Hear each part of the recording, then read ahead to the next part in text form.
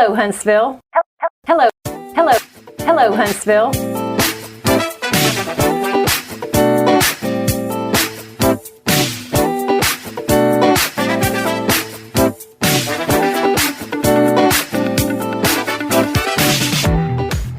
Hello, Huntsville. I'm Cynthia Joyner. Welcome to another edition of this podcast about all things Huntsville. Today I'm here with Jahni Moore. He's a local artist, born and raised right here in Huntsville, Alabama. John, can you tell me a little bit about how you got started as a local artist here? How I got started? Well, the earliest story I can remember was in the Terry Heights neighborhood. I was about 3 years old, and I got in trouble for something. My mom put me in the corner, and I drew on the wall. Okay. And I got in trouble for that, and she kept me in the same corner for some reason. I drew again.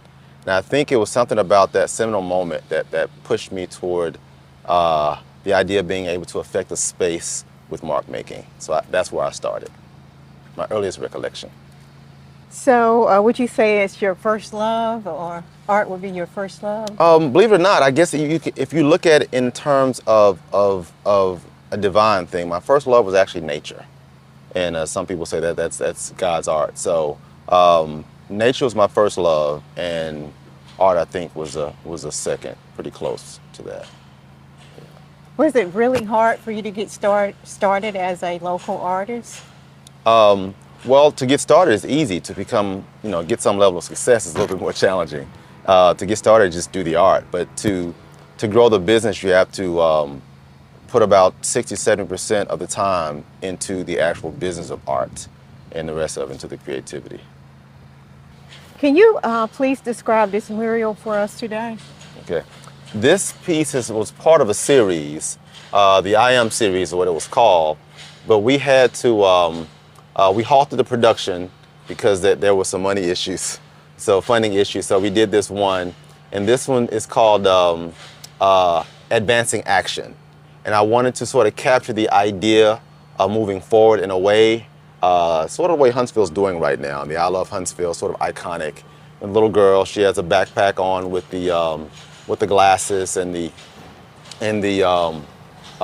rainbow, signifying the multiple colors we have here, the diversity here in the Tennessee Valley, and just an everyday schoolgirl. I actually used my daughter as a model for this too. Oh, wow, that's awesome. Yes. So the message is pretty much with or conveying love for Huntsville. Yeah, love for Huntsville, and it was originally used to bring attention to something that was happening in the city. Just off of downtown, there was a house that had been torn down, and a lot of children in the neighborhood, and they would oftentimes play around this rubble. So I had contacted the city about it. Nobody was doing anything about it. I said, you know what, I'm going to turn that into an installation. So I did this piece. I mounted it right in the middle of that garbage, where it looked as though she was going into it. It got a lot of coverage. Make a long story short, about a week later, they moved the rubbish. Wow. So that's why it's called Advancing Action. We couldn't get anything done by phone call, so we used words along with the image. Wow, that helped it to happen. amazing. Yeah. So that's art activism. Okay. Yes. Is there a particular artistic style being used here? I'm pretty much of a figurative painter. Most of my images have people in them. So yeah, very, very figurative. I like a lot of color, but my work is primarily figurative. Okay. Does the style or approach change based on the facade or the building? It does. One thing that I do when I create murals, I don't just look at the subject matter that I want to create. I consider the community, also consider the architecture and those people who pass through. The idea of a message is always there, but also want to have my work to work along with what's already present. Because I love everything about the area. If it's the architecture, that's a part of what I like as well, and I want my work to fit in with that. Okay. How long have you been creating murals? Ooh. Well, me and Abraham Lincoln, we had no, I've been murals. I did my first mural in 1994 on the campus of Alabama A&M University as a student. Dr. Pearson, he said that instead of me Xeroxing papers and stuff like that, I would I could do a mural, and I was excited. My first large piece, so that was the first one. Do you know how many you created or assisted with? Oh my goodness. Honestly, if I stood here and counted, it would take a while. I've done a lot, but I can say that 10 years ago in this city, just under 10 years ago, I had more murals in South America than I had in Huntsville, Wow. my own hometown. I think now I may have eclipsed that, but I feel really excited that my own home city has finally started to embrace public art fully. Describe for me how you got the commission to do this mural. Well, they gave me a call. They had seen my work. Max Grolier, he's the Mid-City guy. He had let his executive director, Lindsay, know about it, but she already knew my work because I had done some things with her mother some years ago. So they reached out to me and asked me, if it's something I consider. I had a short time to work with, and I said, I think I can do it. Of course, I bring in assistants to help work with these things, and it went from there. How long did it take for you to create it? We worked about a week from start to finish, priming the walls to the finishing of this particular piece, about a week. Yeah. And with the weather and everything, I mean, how do you protect that beautiful piece of art? Well, all of my work is once it's done, is first of all using very high quality mural paints.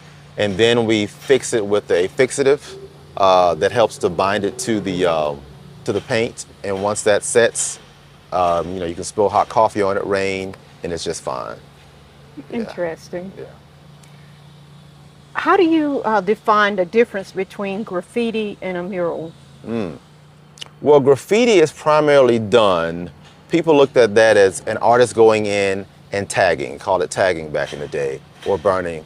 I'm going to make my mark on this space, usually without permission, and sometimes it's mainly the artist's name or his particular tag.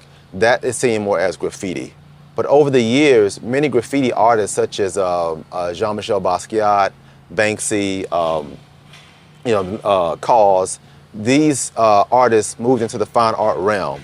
So now that whole idea of graffiti versus fine art versus street art, those lines have become blurred, which to me as an artist, I'm glad to hear that. So there's not a big distinction now between those things, although when you travel to cities and you see graffiti, people still somewhat look at it as vandalism. But then when you have that vandalism, quote unquote, done by a Banksy that's worth $150,000, of course, then it has a very different connotation. Okay. Yeah. How does one transition in being paid to create murals? Okay. Well, you create your value. Okay. And that happens. It takes a while because there's not a school that says this is what you charge for your work. We go to art school and we learn how to do the work, but the establishing of your value has to be done. Yes, there is a market, but you have to find where you fit into that market. For example, if I'm living in Gaston, Alabama, I can't charge for my work what I would charge living in, say, Atlanta or Los Angeles. So I have to operate based upon my audience. But that also goes to mention how you value yourself. If I think my work is only worth, $1,000, that's probably where my cap will be. But if I feel like it's worth more than that, I am the one who increases my valuation. Okay. What is your opinion of this medium versus a canvas? And does your approach change based on the scale of the project? Yes. I learned this when I first started doing murals because a canvas painting, oftentimes you build up your color from the back because people are generally walking into a museum or a gallery to stand and look at the piece. But murals are often seen as a person's passing. They don't generally walk right up on it and stare. So for those reasons, the color is more local and sometimes not quite as dense because you're not building up all those different colors because you see it in passing. And that's one of the main differences. Wow. Yes. But in the very beginning, I was doing the same because I didn't know any better. Plus, doing it the other way, the buildup of paint, like the quote-unquote old masters, that takes a whole lot longer. And if a person were to do a mural, say 30 feet high like that, it would take him probably most of his life to do, or her life. Wow. Yes. Another question is, I know that you were raised and born in Huntsville. Tell me what makes Huntsville so special to you? Wow. Well, Huntsville, I think growing up here, I wasn't as proud of it until I left. When I left, I looked back over my shoulders and I saw a city that had such deep history and deep roots. And one of my professors said this to me my senior year of my undergrad at Alabama A&M University. She said, this Alabama red clay is rich with the blood of your ancestors. your success is inevitable. And when she told me that, everywhere I traveled and stayed for any length of time, I would take a little vial of red clay with me to remember or to remind me. And so I've incorporated the red clay not only as a medium, but also as sort of a magic serum in my work and as inspiration for me. So all of this we do in Huntsville is undergirded by that red clay. So that's one of the reasons, is the red clay. Wow, that is such a powerful message. And connected to roots, which is my family, friends, all of that. Yes. So Jahni, where are we today? Okay, right now we're standing in the heart of Mid-City, right by the Metronome. Mid-City is a living, eating, walking, playing space that's being built right within the city of Huntsville. It's going to, in essence, be its own city. That's what reminds me of its own city within the city. And so all the stuff you hear around us, the building, the clanking of machines, that's them actually building Mid-City. Wow, incredible. As an artist, people think that we often just operate within the sphere of our studios. Everything's all comfortable and laid out, but no, we have to go on some pretty treacherous terrain. For example, here, when we were painting this particular piece, there were puddles, probably 6 or 7 inches deep, and we had to actually lay planks over it to get up there. And the red clay was caking on our feet. We had to climb up the ladders up and down. So it was pretty treacherous. It wasn't just sitting back and just throwing paint on the wall. We had to actually work through some pretty rough spaces to get to it. And all the way around, we did 1, 2, 3, 4, 5. There's like 6 or 7 of these. They actually go around the corner as well. We thought about the colors of the rainbow. So each particular color had its own challenge in terms of getting to the wall. Oh, and not to mention the heat.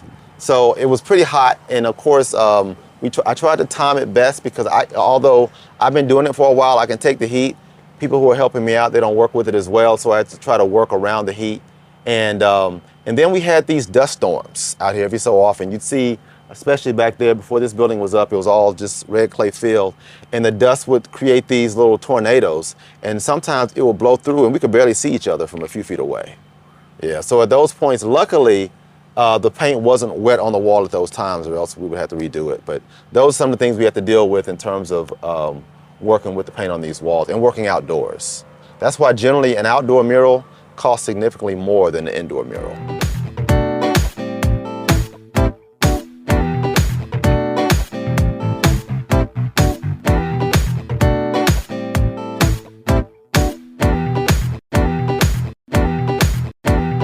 So Jahni, tell me a little bit about this wonderful piece of art. Okay, so this piece is a Little Richard piece done by Logan Tanner. Logan Tanner is no longer with us in the city. He's since relocated to Oregon, Portland, Oregon. I talked to him on yesterday, and it's a commemoration of Little Richard, who, as you grew up in Georgia, and went to college here in Huntsville at Oakwood University, which was at the time Oakwood College. And I think he was getting his theology degree, if I'm not mistaken. And then when he passed away, he's actually interned at Oakwood College Cemetery. And I'm going to actually give Logan a call if I can. Okay, sure. I think he can do a better job at talking about this particular let's piece. Talk to Logan. Let's see if I can find Logan here. Logan Tanner is his name. All right. Let's see if we can get Logan on the phone here.